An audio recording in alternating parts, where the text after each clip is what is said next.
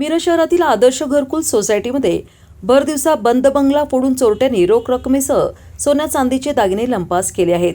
भर दिवसा घडलेल्या प्रकारामुळे परिसरात खळबळ उडाली आहे। मिरज येथील आदर्श घरकुल सोसायटीमध्ये जयंत धनंजय भिंताडे वय 58 यांच्या आविष्कार नावाने बंगला आहे। सोमवारी सकाळी 11:30 वाजता ते कामानिमित्त घराला कुलूप लावून बाहेर पडले। याच दरम्यान अज्ञात चोरट्यांनी त्यांच्या घराच्या दरवाजाचे कुलूप तोडून घरात प्रवेश करून कपाटातील जवळपास 3 तोळे दागिने, चांदीच्या वाट्या, चांदीची नाणी तसेच रोख 60,000 रुपये असा जवळपास 4.5 ते 5 लाखांचा ऐवज लंपास केला। जयंत भिंताडे हे दुपारी 3 वाजता घरी आल्यानंतर त्यांना सदरचा प्रकार निदर्शनास आला।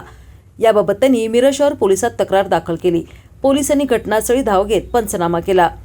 अज्ञात चोरट्यांनी या ठिकाणी टेहळणी करून ही चोरी केल्याचा संशय व्यक्त करण्यात येत आहे। यापूर्वी सुद्धा परिसरात चोऱ्यांच्या घटना घडल्या आहेत। म्हणजे भिंताडे, राहणार आदर्श कॉलनी, पंढरपूर रोड, मिरज। काल दिनांक 13 एप्रिल 2026 रोजी सकाळी 11 वाजता आम्ही कामाला बाहेर पडल्यानंतर दुपारी 3 वाजता घरी आल्यानंतर 11 ते 3 या वेळेमध्ये आमच्या घरामध्ये चोरी झालेली आहे। घराला पुढच्या दरवाजाचं कुलूप तोडलेलं होतं।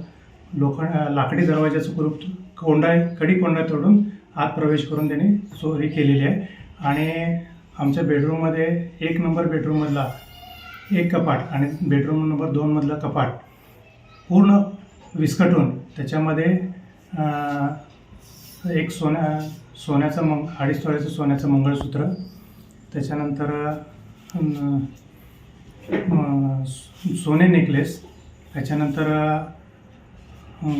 चांदीच्या वाट्या, रोख रक्कम 60,000 रुपये, त्यानंतर